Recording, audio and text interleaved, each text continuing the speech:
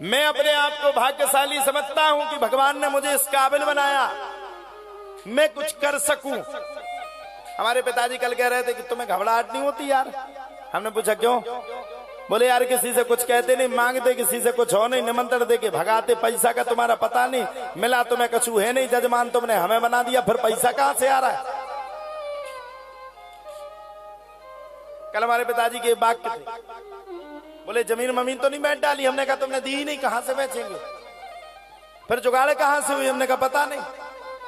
आज किसी ने उनसे कह दिया खाटू श्याम जी की भजन संध्या हो रही, कल कक्कू जी आ रहे, हरिया जी आ रहे, कल परसों उनका कार्यक्रम है। पिताजी हमारे घबरा घबरा करके परेशान है, कहां से जुगाड़ कर रहे हो?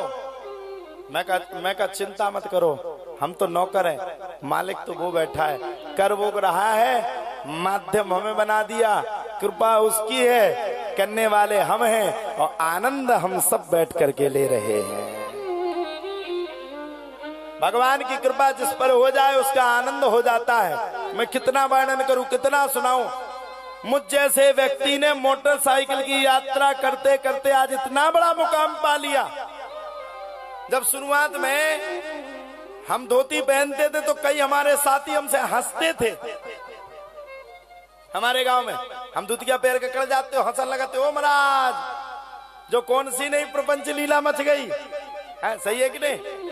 पहली बार जब हमने भागवत की सिद्धेश्वर पे और कलश यात्रा निकली तो पूरा गांव हंसा। चिड़ा कोई नहीं, हंसा सब। अच्छा ऋषि महाराज को भी भागवत पढ़नी? हमने कहा जी। अच्छा जिते जिते हमने भागवत पढ़ी होते हो तो टेंट तो उड़ो ही उड़ो है। पहली बार की भागवत में टेंट उड़ गया। यहां तो टेंट संभालते संभालते हम ही बूढ़े हो गए, लेकिन टेंट नहीं उड़ कुछ लग पा रहा है। वहां भी हुई थी कबरई में तुम्हारे कालीचरण जी, वहां भी टेंट उड़ गया। हवा और पानी ये दो हमारे बड़े चाहने वाले हैं, कहीं भी हम जाएंगे वो हमारे साथ। उस यात्रा को हमने सुखद बनाया। मैंने कभी अपने जीवन में हिम्मत को नहीं हारा और आप लोगों से भी कह रहा हूं, हारिए ना हिम्मत, बिसारिए ना राम। जिंदगी में रोड़े पत्थरे कंकड़ पत्थर कांटे आते रहेंगे, आम बात है। आप उठोगे तो आपसे चिढ़ने वाले हजारों खड़े हो जाएंगे, लेकिन आप उन पर ध्यान ना देते हुए, हाथी चले बाजार कुत्ते भौंके हजार, उन पर दिमाग ना देते हुए, दिल ना देते हुए, उन पर अपनी बुद्धि को नष्ट ना करते हुए मंजिल को पाने के लिए चलते जाओ, चलते जाओ, चलते जाओ, चलते जाओ, चलते जाओ।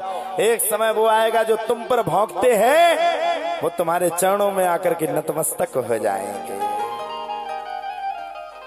नतमस्तक हो जाएंगे। बस चलने में कमी मत रखो, चलने में कमी मत रखो। राजा परीक्षित को मात्र 7 दिन में मुक्ति चाहिए साहब। 7 दिन में राजा परीक्षित के प्राणों का परित्याग होना है, ये निश्चित था। ततो भयत्या श्रृंबालो गले सर्प कलेवरम पितरम वीक्ष दुखार्तो मुक्त कंठोर रोदहा। अच्छा आप लोग बताओ, मैया आप सब बताओ, अगर आपको ये पता चल जाए कि आज से 7वें दिन आपकी मृत्यु है तो क्या करोगी? बताओ क्या करोगे? मान लो आपको ये पता चल जाए कि आज से 7वें दिन आपकी मृत्यु, क्या करोगे? है किसी के पास कोई उत्तर? देखो भगवान के मंदिर तो जाओगी नहीं, तो भगवान से सबसे पहले गुस्सा हो जाओगे, तुम्हारी बदौलत है जो 7 दिन में मानने। भगवान को तो इतनी आफत है, कुछ करें तो आफत, कुछ ना करें तो आफत। और उसमें लिखा है कोहू काहू को सुख करना दुख कर दाता, निज कृत कर्म भोग संप्राप्त। रामचरितमानस कह रहा है कोई किसी को ना सुख देता है न दुख देता है, निज कृत कर्म भोग संप्राप्त। कर्म के आधार पर तो भगवान को भी भोगना पड़ता है साहब। अगर आपका कर्म बुरा है तो आपको भी भोगना पड़ेगा। कर्म के आधार पर तो जय और विजय को जो भगवान के पार्षद है 3-3 जन्म लेने पड़े। कर्म के आधार पर तो रावण को भी अपने शरीर का परित्याग करना पड़ा, फिर भगवान को दोषी क्यों बनाए? राजा परीक्षित को जब ये पता चला कि मुझे आज से 7वें दिन तक्षक नाम के सर्प के काटने से मेरी मृत्यु है, राजा परीक्षित ने सबसे पहले घर का परित्याग किया। ततो भैत्याश्रम बालो गले सर्प कलेवरम पितरम वीक्ष दुखार्थो मुक्त कंठो रुरोदहा।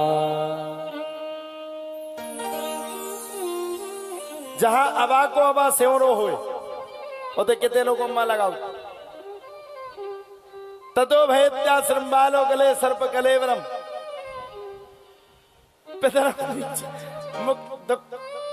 मुक्त कंठो रुरोदहा। राजा परीक्षित को श्राप लग गया, और जब राजा परीक्षित को श्राप लगा मृत्यु का, राजा परीक्षित ने सबसे पहले समझ गया, सबसे पहले घर का परित्याग कर दिया, घर को छोड़ दिया। गृह कारज ना जंजाला, गृह कार्य को नाना जंजाल समझते हुए परित्याग करके सुखदेव बाबा के पास पहुंचे, और सुखदेव बाबा के पास पहुंच करके तुरंत राजा परीक्षित ने कहा, म्रियमाणम किम कर्तव्यम। हर मरने वाले व्यक्ति को अपने जीवन में क्या करना चाहिए। अब बताइए राजा परीक्षित ने क्या अपने लिए ये श्राप, अपने लिए प्रश्न पूछा। अच्छा, हफ्ता में कितने दिन होते हैं मैया? ओ मैया बताओ, हफ्ता भर में कितने दिन होते? 7 दिन। रविवार, सोमवार, मंगल, बुध, बृहस्पति, शुक्र, शनि। 7 दिन में सबको जाना है। एक दिन इस शरीर को सबको छोड़ना है। कोई यहां में रहने वाला नहीं है। कितनों को मालूम, हम कह रहे गिट्टी की गिट्टी बना के बेड रख लो, बेड के ऊपर सो जाओ, कुछ भी कर लो, समझ लो, कुछ भी कर लो, लेकिन आपको एक ना एक दिन अपने प्राणों का परित्याग करना ही पड़ेगा। एक ना एक दिन आपको अपने प्राणों को छोड़ना पड़ेगा। अमर कोई नहीं। देखो साहब, सीधी सीधी बात है, जिंदगी किराए का मकान है। कितनों पुटीन लगा लो, कितनों ब्यूटी पार्लर चले जाओ, कितनों अच्छी अच्छी महंगी महंगी 10-10 हजार की क्रीम ला करके अपनी चौंद में थोप लो, कितनों लाली लिपस्टिक लगा लो, मरने के बाद जाना चारे कंधे पर पड़ेगा। कोई साथ नहीं देगा साहब, कोई किसी का नहीं रे भैया। ये जग दुख का मेला है, चाहे भीड़ पड़े अंबर पर उड़ना तुझे अकेला है। जिसका आना निश्चित है उसका जाना निश्चित है। जो आएगा वो जाएगा। अब देखो, अच्छे कर्म कर लोगे तो यहां भी इनाम हो जाएगा, ऊपर भी भगवान तुम्हारा स्वागत करेंगे। अम्रियमाणम किम कर्तव्यम, पूछा मरने वाले को क्या करना चाहिए। सुखदेव बाबा बोले, चिंता मत करो, बैठो बैठो।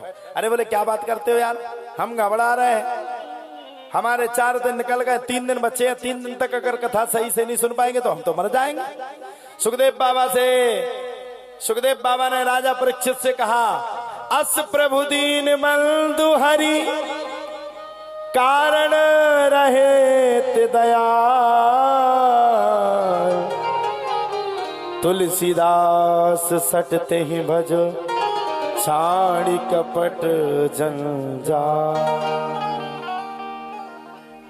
अस प्रभु दीन बंधु हरि कारण रहित दयाल, तुलसीदास सटते ही भजो छाड़ी कपट जंजाल।